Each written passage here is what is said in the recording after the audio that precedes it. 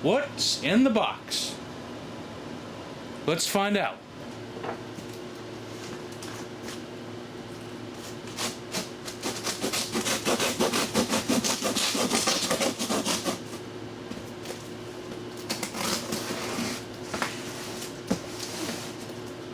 And no, it is not a Fender amplifier.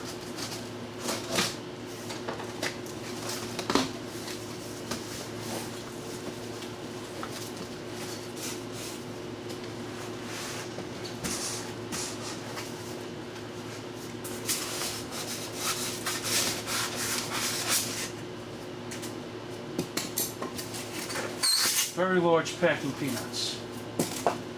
Not really. But I'm glad that they're not packing peanuts. We got a box in a box. What is inside the box that's in the box? Not a damn thing. Let's keep digging.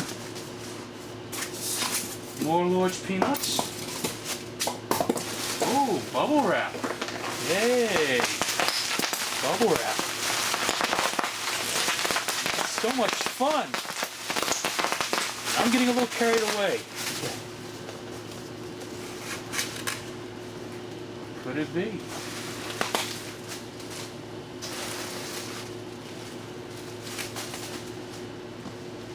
Yep. I finally have the correct AM radio for my 51 Studebaker. Totally restored.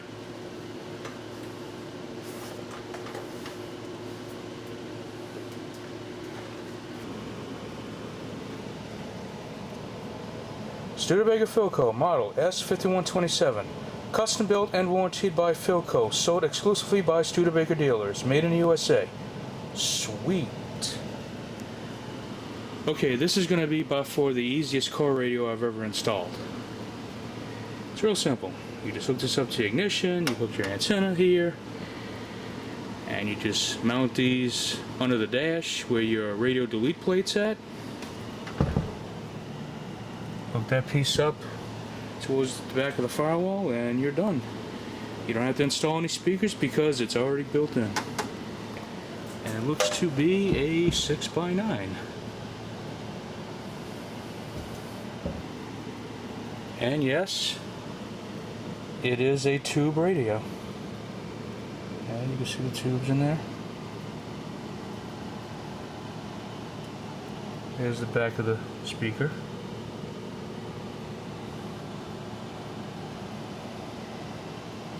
Another tube right there.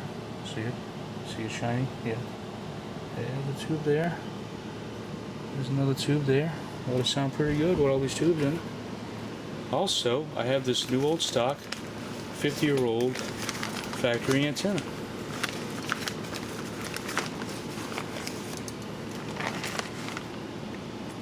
With Bakelite.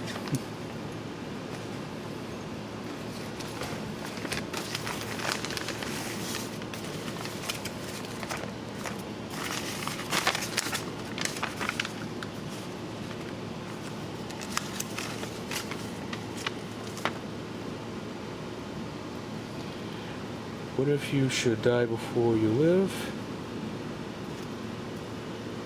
I was about to say, I was going to get killed by installing an antenna.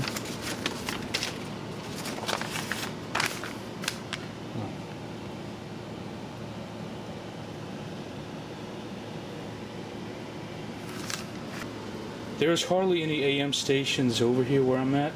It's mostly just static. So I picked up this AM transmitter. All I'll do is just plug this in there. Takes a 9-volt battery. Yep, it does take a 9-volt battery. Fix that.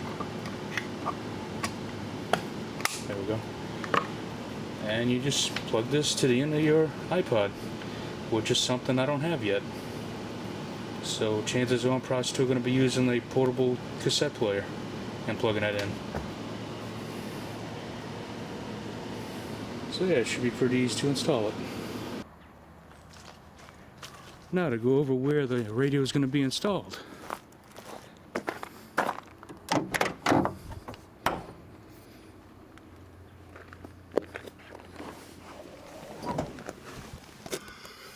right here, where this radio delete plate is at. As you can see from the factory, they already have a speaker grill here with a screen. So let's look under it.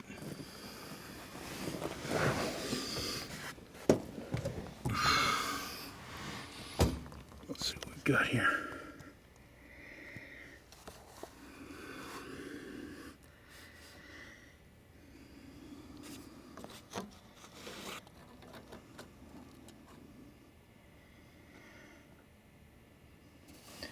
I actually have the camera going underneath there. I'm looking at the little small CD screen to look at and see. But I can actually see pretty good. There's supposed to be some kind of bracket here.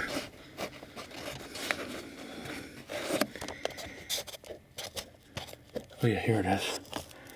There's that screw right there that bolts onto it, I think. I don't know. I'll find out when I stick it in here.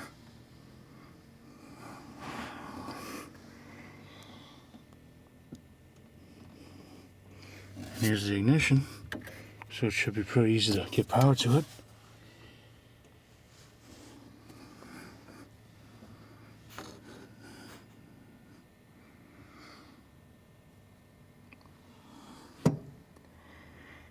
Alright. I noticed that I'm missing a defroster hose that goes from here to the driver's side, so I'll go ahead and get a hose for that and stick that in there before I put the radio in, because once I put the radio in, I'm not going to be able to see that, I don't think. Yeah, it looks pretty straightforward. Not difficult.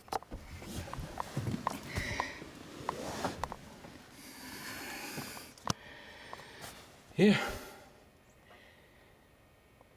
Next thing I want to do is get this clock working, because the clock never did work. So let's see, is the clock motor built in the unit or is it on the outside? It looks like it's on the outside. I think, yeah. Yeah.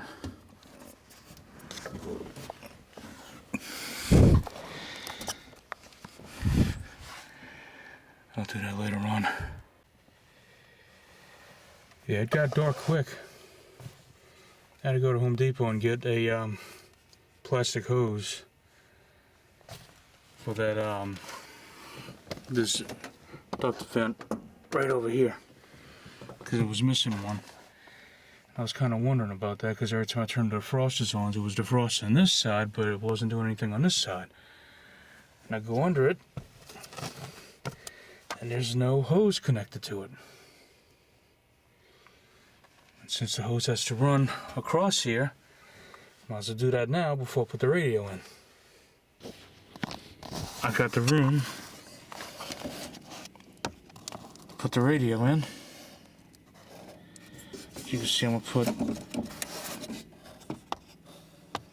another pipe here to this one right here. I can't see where I'm going with the camera, there ain't much room. But as you can see, I do have the room to put the radio. And this is the radio delete plate right here. Alright. This screw and this one over here is what is going to hold the front part of the radio in, and there's got to be some kind of bolt sticking out there to get the back in. So I'm going to take these screws out that holds the radio delete plate in place. Try that same 5 times faster. Let me catch this screw real quick.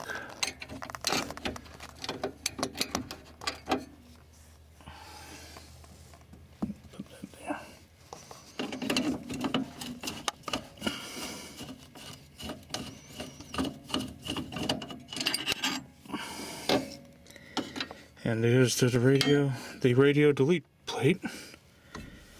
Got that out the way. Now, I'm probably gonna have to get, and I'm probably gonna do this tomorrow because it's getting too dark out here, and I live in the countryside, so there ain't much light. There's hardly any light at all. As you can see, I only got this lantern, LED lantern that I'm using, and that's it. If I turn this off, I don't see shit.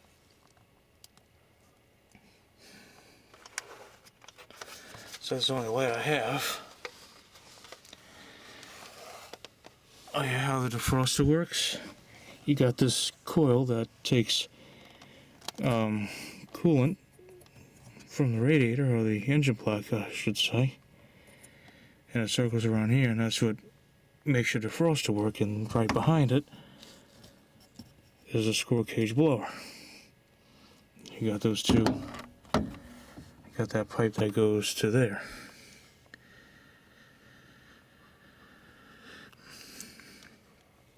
Apparently somebody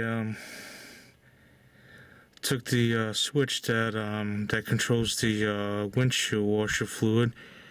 They drilled that through the radio delete plates, so I gotta find a place to mount that switch somewhere. So once I put the radio in, I'll see how much room I have after that. So, unfortunately, I'm gonna have to end the video now because it's just getting too dark, and there's some more things I gotta get. Like, for an example, if you look right here, you know where the screws are that the radio face is gonna mount to. The speaker is probably going to be like a couple inches away from the actual screen. So I'm gonna get like that foam strip that's got a stick back tape onto it. I forget what it's called, but it's like a foam strip. I'm gonna put that around the speaker grill, and that way when I put this in, it'll be flat onto the speaker grill, and I'll also make it sound a lot better too. I think the factory used gum tape or whatever, but that's just too much of a mess. And I'm just going to get that and put on there and make it a good seal, just in case I got to take it down there. It won't stick to the grill and pull the grill down, because the factory screen grill is still there, and I want to keep that there. So that's the end for this video, and I'll probably upload another one tomorrow when I continue this. But before I go, I could at least, you know, put the radio up in here, that way we can see what it looks like. So I could at least do that before I go. So let's do that now. This is not the most comfortable position I've ever been in.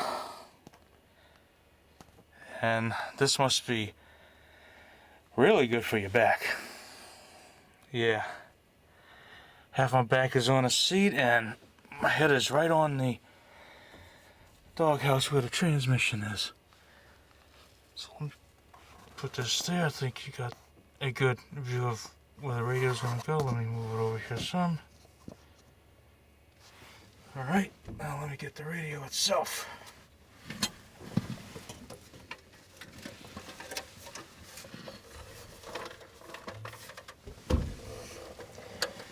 Okay.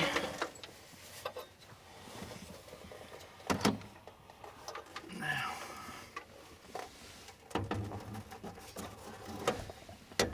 Okay. I only got enough room for either me or the radio, so I gotta move over some. And come in like this, I believe.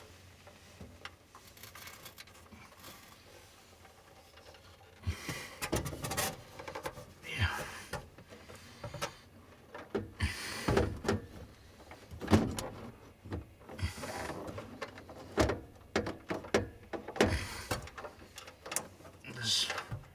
Someone's got to move out the way.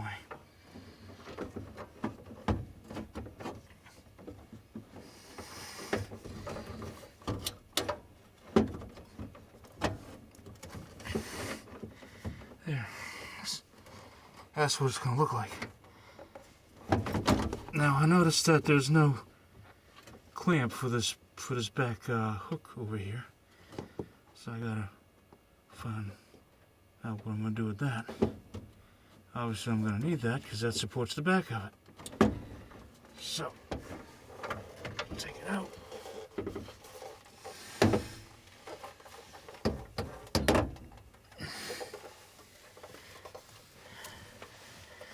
Like I said, I'm gonna do this tomorrow when I got some daylight. Because this light don't shine on everything. When you put this thing in a place where you need it, even then it doesn't really help you because half the time it blinds you more than anything. So you either get blind by it or you're left in the dark, either way. So that's it for this video. And stay tuned for the next one. Hopefully the next one will be one we get to test the radio and see how it sounds.